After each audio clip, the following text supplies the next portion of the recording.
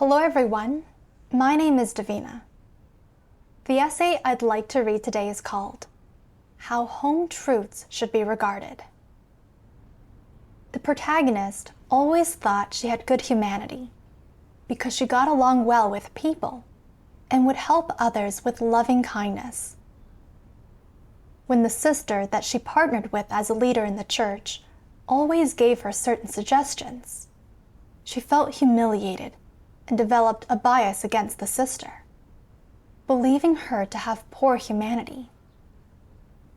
After that, she tried to draw others to her side and would criticize the sister behind her back. After being replaced, she began reflecting. What constitutes truly good humanity? And how should one regard home truths? Let's listen to her experience together. In November of 2017, I was elected as a church leader.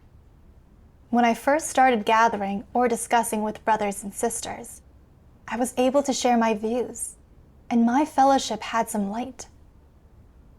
The brothers and sisters thought quite highly of me and spoke with me respectfully.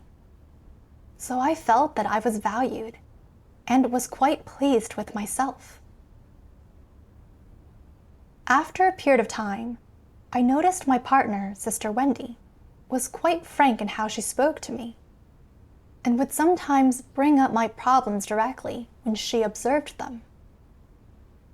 For instance, when I didn't consider the general affairs of the church, she brought it up and told me to focus on it.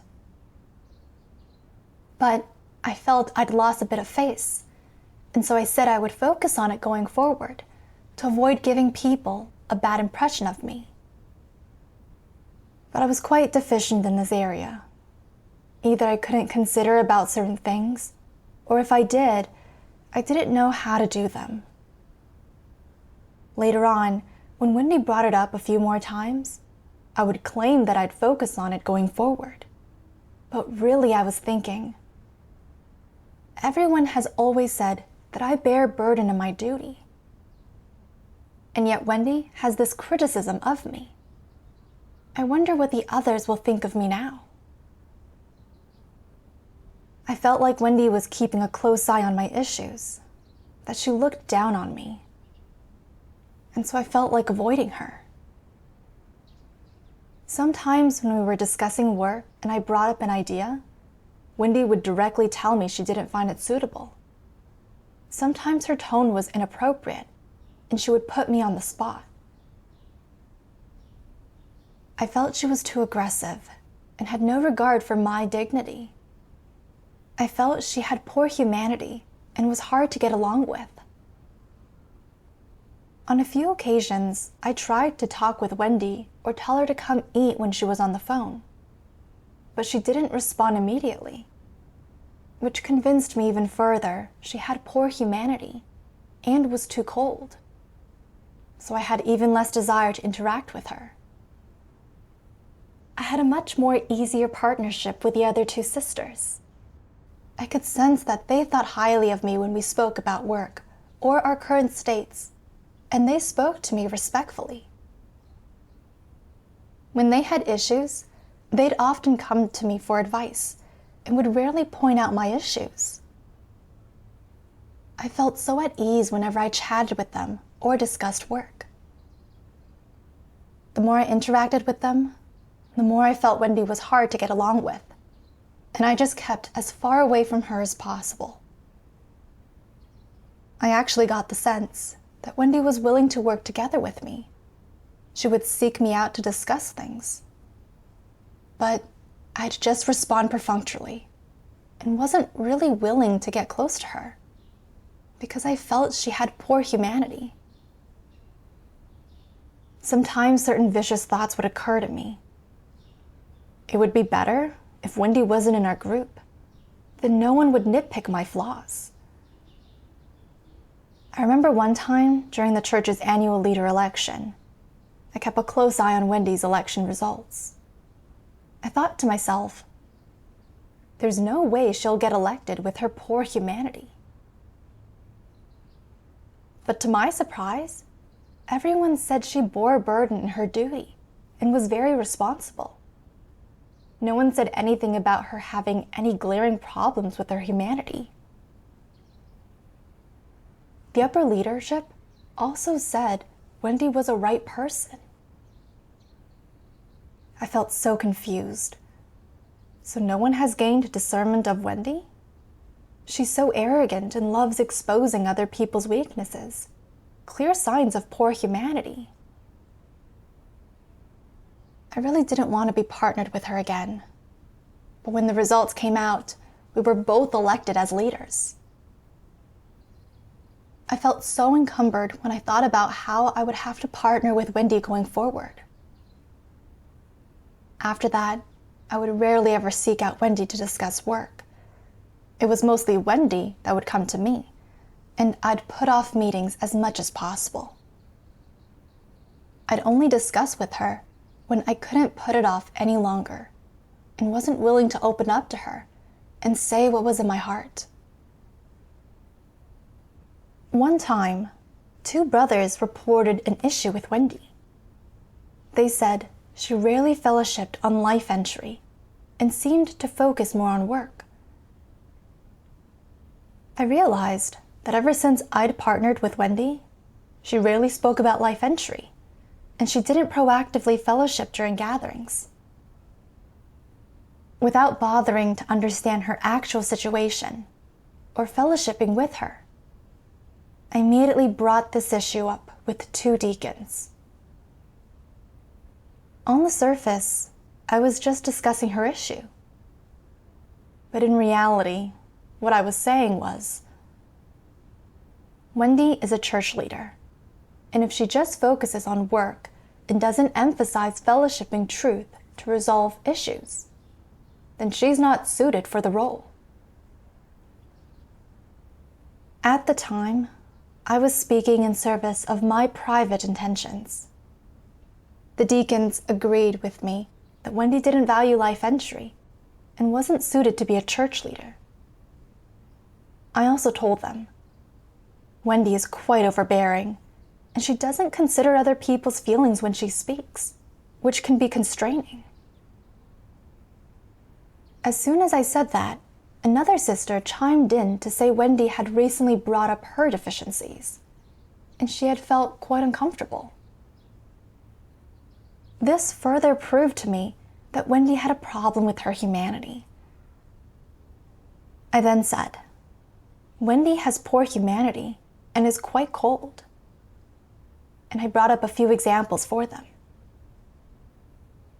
Even though I felt a bit guilty while saying it, when I considered how Wendy had constrained me, I felt sure that there was a problem with her. After hearing what I had to say, the 2 deacons also agreed that Wendy had poor humanity. They would also privately criticize Wendy as I had. And when we would have online gatherings, we'd send messages to each other while Wendy was fellowshipping, saying how poor her life entry and fellowship was. One time, a deacon and another sister came to chat about my current state. When they asked me how my partnership with Wendy was going, I said, she's fairly overbearing. Her tone is improper, and sometimes she ignores me when I talk to her. She seems quite cold, and I feel constrained by her. At the time, these 2 sisters had no discernment of me and said they would seek with the upper leader. After all, given that Wendy was a church leader, any problems she had would influence the church's work. After hearing that, I thought, if she's replaced by the upper leader, I won't have to partner with her anymore. The next day, we had a meeting with the upper leader, and I brought up many of Wendy's issues. I mentioned her poor life entry and humanity, and how I felt constrained by her. The 2 other sisters also added their own comments. The upper leader was a bit surprised to hear all that. She said she was familiar with Wendy and hadn't realized she was like that. She promised to look into the matter further. Just a few days later, the upper leader informed me that based on how I dealt with Wendy, how I ganged up on her, secretly tried to undermine her, judged her, and didn't play a positive role, it was clear I had poor humanity, was not worth cultivating, and according to principle, I should be replaced. I was shocked. I never imagined things would turn out that way. Ganging up, secretly undermining, judging, poor humanity, not worth cultivating. These characterizations hit me like a ton of bricks. I couldn't believe it, much less was I willing to accept it. I just couldn't understand. Ever since I was little, I had always been well thought of by others. How could it be that now she was saying I had poor humanity? Did I hear her wrong? That process of being exposed and dissected was like a bad dream. Then I felt terribly agonized. After being replaced, I didn't want to face what had happened. I couldn't accept that criticism of my humanity. Didn't think I was that kind of person, and didn't bother to reflect on myself at all. When I did discuss my replacement, I glossed over the grave nature of the situation, saying people had always said I had good humanity and was kind and understanding. I meant that this was all just an accident and not reflective of my true nature. After that, on several occasions, my leader considered assigning me to an important duty, but ultimately decided against it due to my poor humanity. This made me feel just awful, and I weepingly appealed to God. Oh God, is there really no saving me? Is my humanity really that bad? Please guide me to know myself. I'm willing to reflect. After praying, I came across this passage of God's words. In which matters in your daily lives do you have a God-fearing heart? And in which matters do you not? Are you able to hate someone when they offend you or impinge on your interests? And when you hate someone, are you capable of punishing them and getting revenge? Then you are quite scary. If you do not have a God-fearing heart and are able to do evil things, then this vicious disposition of yours is far too severe. Love and hatred are things which normal humanity should possess, but you must differentiate clearly between what you love and what you hate.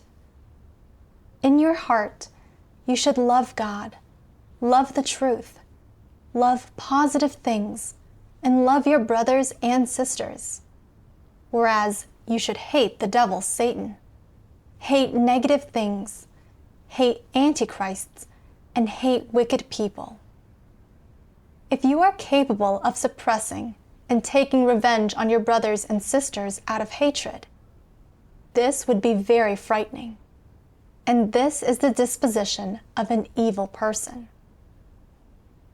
Some people simply have hateful thoughts and ideas, evil ideas, but they would never do anything evil. These are not evil people, because when something happens, they are able to seek the truth, and they pay attention to the principles and how they conduct themselves and deal with things.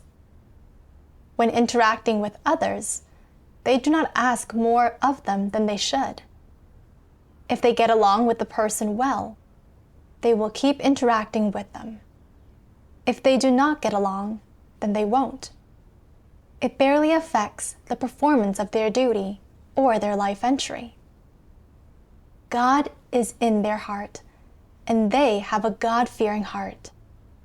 They are unwilling to offend God and are afraid to do so.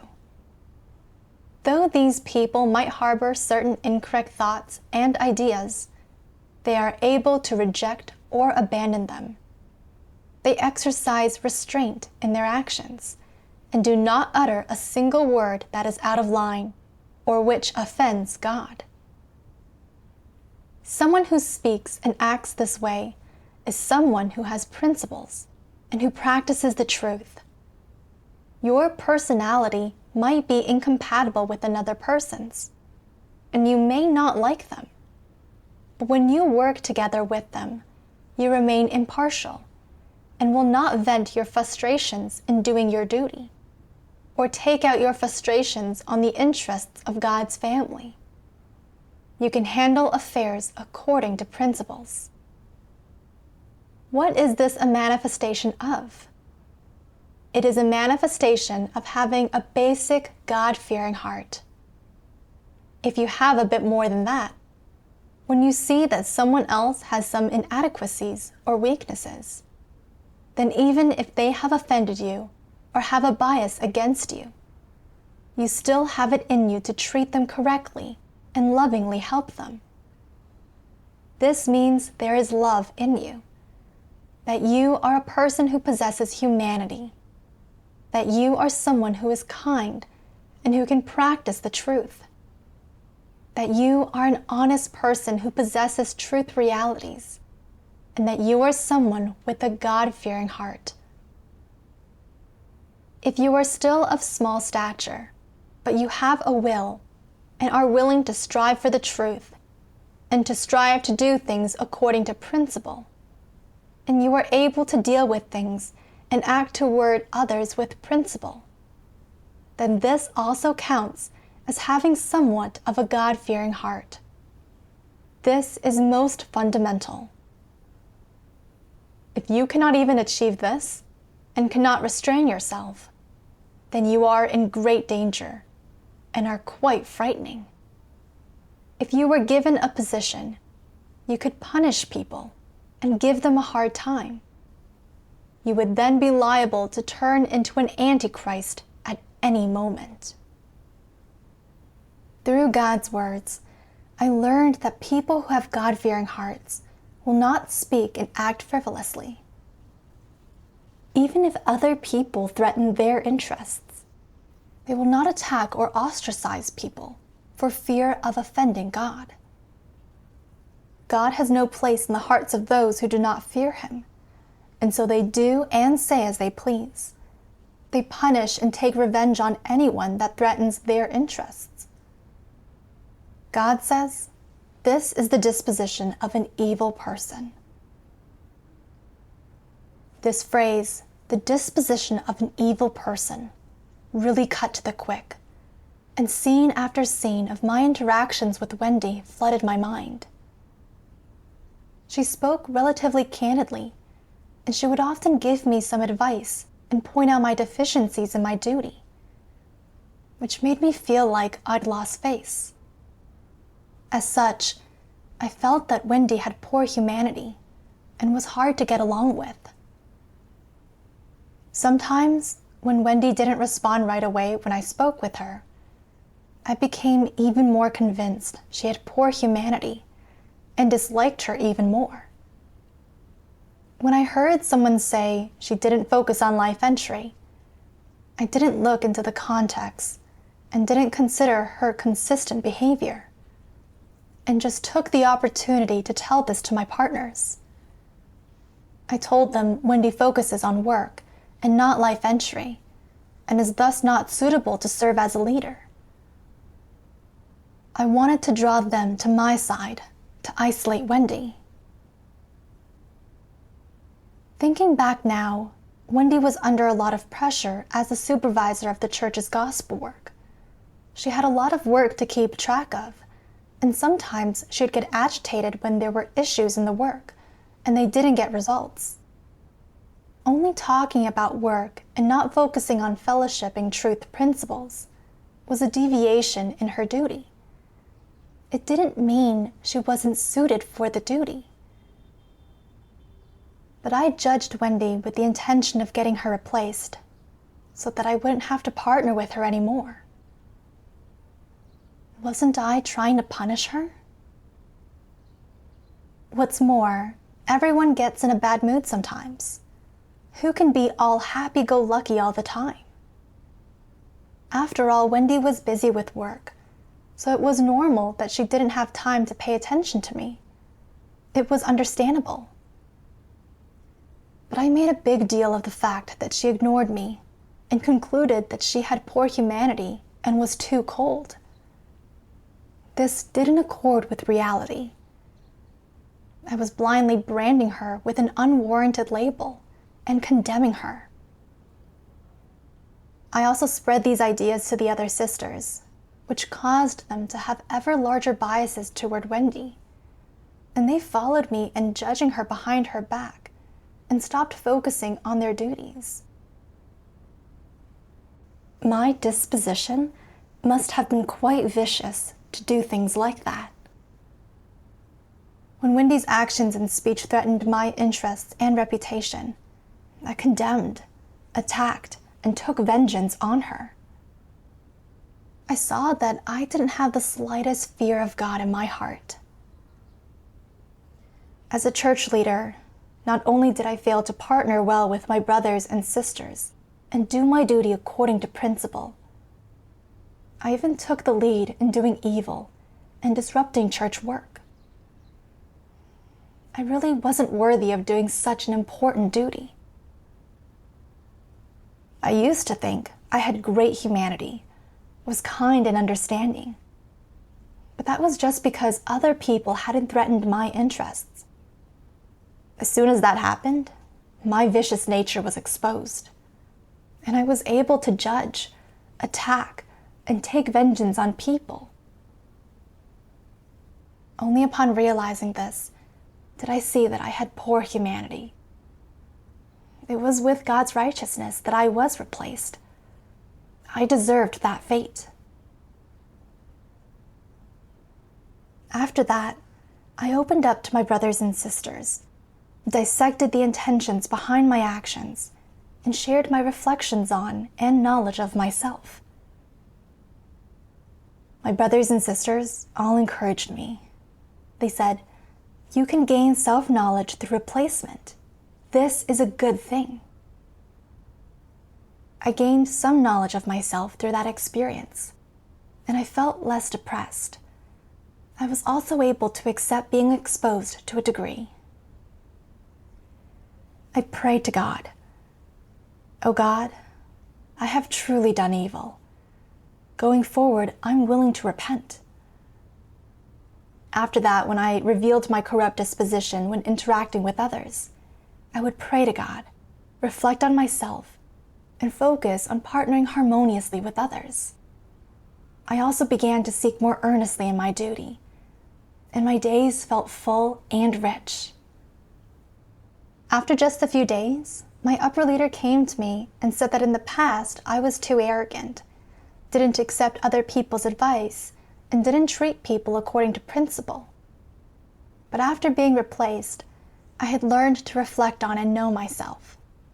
So everyone had agreed to let me return to my role as leader. I was so surprised when I heard this. I never imagined that I'd have another chance to serve as a leader. I couldn't express how touched I felt and was full of gratitude to God. At the same time, I was so regretful for everything I'd done in the past. I prayed to God in my heart and resolved to repent, not repeat my past mistakes, partner well with others, and put my heart into my duty. Later on, I reflected on myself again. Why couldn't I let go of my bias toward Wendy before, and even judged her behind her back and undermined her? One time during devotionals, I came across a passage of God's words that said, "Firstly, with antichrists, when it comes to the matter of being dealt with and pruned, they are unable to accept it. And there are reasons they are unable to accept it. The main one being that when they are dealt with and pruned, they feel they have lost face. that they have lost their reputation, status, and dignity, that they have been left unable to raise their head in the group. These things have an effect in their heart. They are loath to accept being pruned and dealt with, and they feel that whoever prunes and deals with them has it out for them and is their enemy. This is the attitude of antichrists when they are pruned and dealt with. Of this you can be sure. It is in pruning and dealing, in fact, that whether someone can accept the truth and whether someone is truly obedient is most exposed. That antichrists are so resistant to pruning and dealing suffices to show that they are sick of the truth and do not accept it in the least. This, then, is the crux of the problem. Their pride is not the crux of the matter. Not accepting the truth is the essence of the problem. When they are pruned and dealt with, antichrists demand that it be done with a nice tone and attitude. If the doer's tone is serious and their attitude is severe, an antichrist will resist and be defiant and grow furious. They pay no mind to whether what is exposed in them is right or whether it is a fact, and they do not reflect on where they have erred or on whether they should accept the truth. They think only of whether their vanity and pride have suffered a blow. Antichrists are entirely unable to recognize that pruning and dealing are helpful to people and loving and salvific, that they are of benefit to people. They cannot even see this. Is this not a bit undiscriminating and unreasonable of them? So, when faced with being pruned and dealt with, what disposition is it that an antichrist pours forth? Without any doubt, that disposition is one of being sick of the truth, as well as one of arrogance and intransigence. This reveals that the nature essence of Antichrist is one of being sick of the truth and hating it. God reveals how Antichrists are too concerned with protecting their status and reputation, and when faced with pruning and dealing, they don't reflect on and know themselves at all, instead resisting, denying, and thinking other people have it out for them. They even attack and take revenge on people. All these behaviors are displays of their dispositions, which are sick of and hate the truth. Applying the revelation of God's words to my situation, I saw that my judgment, undermining, attacking, and avenging of Wendy were all displays of my Antichrist disposition. When I was partnered with Wendy, she would often give me advice and point out my deficiencies, but she wasn't dealing with me. I didn't reflect on whether what Wendy said was true, whether I'd done wrong, or what I could learn from what she'd said. Instead, I would always just glare at her, thinking she had it out for me and looked down on me. I even concluded that she had poor humanity. I didn't recognize my own issues at all. At that time, I was serving as church leader and also split my time supervising general affairs. But because I felt that I wasn't well versed in general affairs, I didn't bother to manage or inquire about that work, nor did I seek out others who were skilled in that area for help. I was failing to do practical work. Wendy was right to bring this up. When Wendy brought up deviations in my work and gave me some suggestions, she was helping me improve. Yet, I only considered my reputation and status, and felt that she was questioning my abilities. I even took her reminders and assistance personally, and sought to get back at her by rallying others to my side, and getting people to judge and ostracize Wendy with me. all of which was harmful to Wendy. This also created a contentious atmosphere that prevented everyone from being able to focus on their duty and disrupted the church's work. Wasn't I just playing the role of Satan? I should truly have been cursed and punished. I thought of how some classic characteristics of evildoers and antichrists who have been cleared out from the church, with their being sick of and hating the truth, failed to accept situations from God, getting hung up on people threatening their interests, and thinking those people have it out for them, nitpicking over their every action and criticizing them, and failing to reflect and gain self-knowledge at all, when others often reminded them, helped them, or dealt with and pruned them.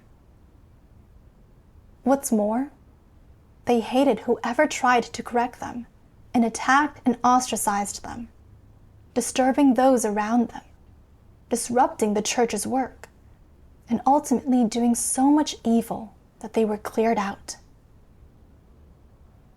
These are all consequences of not accepting and being sick of the truth. They all got what they deserve. Given these characteristics, was I not just acting like an evildoer and an antichrist? I realized that I was truly corrupt and had poor humanity. I felt so afraid. I was in a terribly precarious situation, and if I didn't repent, God would loathe me and cast me out. I had to seize the chance to repent and do my best to pursue the truth, approach situations with a God-fearing heart, seek the truth, reflect on and know myself, be prudent in how I spoke, and set good intentions in my interactions. I came before God in prayer and said I would stop acting how I had before, and that I was willing to accept God's scrutiny and truly repent. Later on, I came upon another passage of God's words that helped me understand how to judge a person's humanity and how to treat people that speak frankly and give me advice. God says, "You must draw close to people who can tell you the truth. Having that kind of person by your side has so many benefits, especially those who, having found out that you have a problem, dare to criticize and expose you. Having that kind of good person by your side can keep you from going astray. If they discover that you have done something that violates the principles of the truth, they will criticize you as needed and expose you as needed, regardless of your status. That is an upstanding person with a sense of justice. No matter how they expose and criticize you, it can all help you, supervise you, and spur you on. You must draw near to that kind of person. With that kind of person by your side to help you, you are much safer. That is the protection of God. When your actions violate principle, these people expose you, give you advice, and point out your problems openly and unreservedly. They are not afraid of hurting your pride and will even embarrass you in front of a crowd and back you into a corner. How should you treat such people? Should you crack down on them, or should you keep them close? Keep them close. That is right, but do not go out of your way to do so. That is a bit false. When you are in a bad mood, it is fine to stay away from them for a while. Wait until you understand to go and fellowship with them. Your suggestion was right. I had vanity and concern for status in my heart. I thought that since I've been a leader all these years, you should have spared my pride in front of all those people. But now I see my actions really were at odds with principle and without the truth, and I shouldn't have done them. What is the point of having such status? Is it not duty? We're all equal. I just have a little more responsibility than you do. That's all. In the future, say what you must. There's no ill will between us. In the house of God, before God, and before the truth, we are united, and there is nothing between us. This is the attitude of practicing and loving the truth. What should you do if you wish to shun the path of the Antichrists? You should actively draw close to upstanding people who love the truth. You should draw close to people who can give you advice and who can tell the truth and criticize you when they discover a problem. And especially people who can prune and deal with you when they discover a problem. This is a person who can be of the greatest benefit to you, and you should cherish them. If you reject this kind of good person and remove them from view, you will lose God's protection, and misfortune will slowly draw near. If you draw close to good people and those who understand the truth, you will have peace and happiness and steer clear of misfortune. If you draw close to base people, to the shameless and to flatterers, then you are in danger. You are not only liable to be fooled and cheated, but misfortune may befall you at any time. You must know who is of the greatest benefit to you. Someone who points out when you do something wrong, and when you exalt and testify about yourself, and try to deceive others, is the kind of person that benefits you the most, and drawing close to them is the correct path. Through God's words, I realized that people with a sense of righteousness that uphold the truth principle can point out when their brothers and sisters have issues or deficiencies, and can deal with, prune, expose, and dissect people when they go against principles in their actions. Such people have good humanity, and I should keep close to them. If someone is outwardly loving, gets along well with people, doesn't offend anyone, and is well liked, but when they observe something happening that doesn't accord with principle or harms the church's interests, and they choose to protect their relationships and do not stand up, expose, and stop the problem, they are selfish and deceitful and are not protecting the interests of God's house. I thought of how I always judged people's humanity based on whether they were amiable and whether they spoke in a way that preserved people's dignity. But this judgment was not in keeping with the truth. I realized that it was righteous of Wendy to often point out my issues and deficiencies. Despite the fact that Wendy spoke in a very direct way, she spoke the truth and could point out my issues. This would help me perform my duty and improve my life entry. I should spend more time with her and listen to her suggestions. After that, I apologized to Wendy. I knew the damage I'd caused her was irrevocable. But if I had another chance to partner with her, I would cherish the opportunity. Later on, I was partnered up with Brother Leonard. Leonard had good caliber and was quite responsible in his duty. If he saw me deviating in my duty, he would point it out to me in front of the others.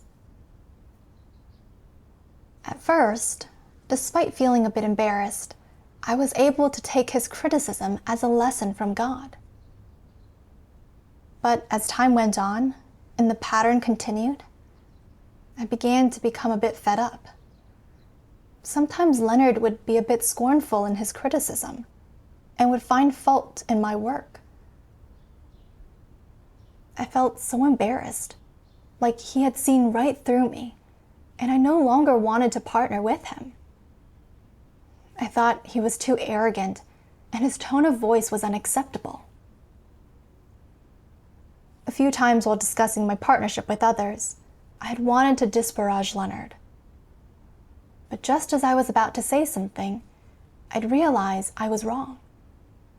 There was certainly much that I could enter into in Leonard's criticism. So I prayed to God, set good intentions, and sought how to partner with Leonard in a way that accorded with God's will. I couldn't judge Leonard with ill intentions. Later on, I came across a passage of God's words that was quite helpful to me.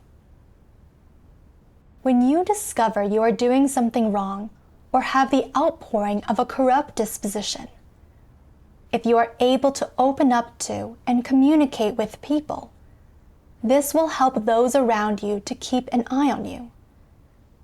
It is certainly necessary to accept supervision, but the main thing is to pray to God and rely on Him, subjecting yourself to constant reflection, especially when you have gone the wrong way or done something wrong, or when you are about to act or decide something on your own, and someone nearby mentions it and alerts you. You need to accept that and hasten to reflect on yourself and admit to your mistake and correct it. This can keep you from setting foot on the path of antichrists. If there is someone helping and alerting you in this way, are you not being preserved without knowing it? You are. That is your preservation. God's words reminded me that having someone by my side with a sense of righteousness, that had the confidence to speak directly and promptly point out my deficiencies, was a form of protection, that it would prevent me from going astray and was God's love. The right thing to do was accept the situation. During that period, I had been content just to do some insubstantial work, but I had failed to pay a price in doing any substantial work of watering newcomers. Leonard's frequent reminders had made me a bit more pragmatic in my duty. I had also gained a lot from the paths of practice Leonard had told me about. I realized that his help and advice were really valuable. Given that I did not possess truth, still had severely corrupt dispositions, and could do wrong at any time, having Leonard to watch over me was a real boost and would prevent me from doing a lot of evil. Realizing this, I felt ready to resolve the deviations in my duty and gain a better attitude toward Leonard's advice. I sent him a message that said, "Going forward, please let me know if you notice anything problematic about me. I might feel a bit embarrassed, but it would be helpful for me." Looking back now, God had placed many such people at my side in these past years, but I had always wanted to avoid them because I thought they were hard to get along with. In fact, it was that I was a poor judge of people, didn't know how to evaluate or treat people, and so I unwittingly lost out on opportunities to learn from my partners. When God once again orchestrated this situation, I finally came to understand His will, was able to treat others with principle, and I felt so much more liberated. I gave thanks to God in my heart. We'll stop here for today's essay. Thanks everyone for watching, and see you next time.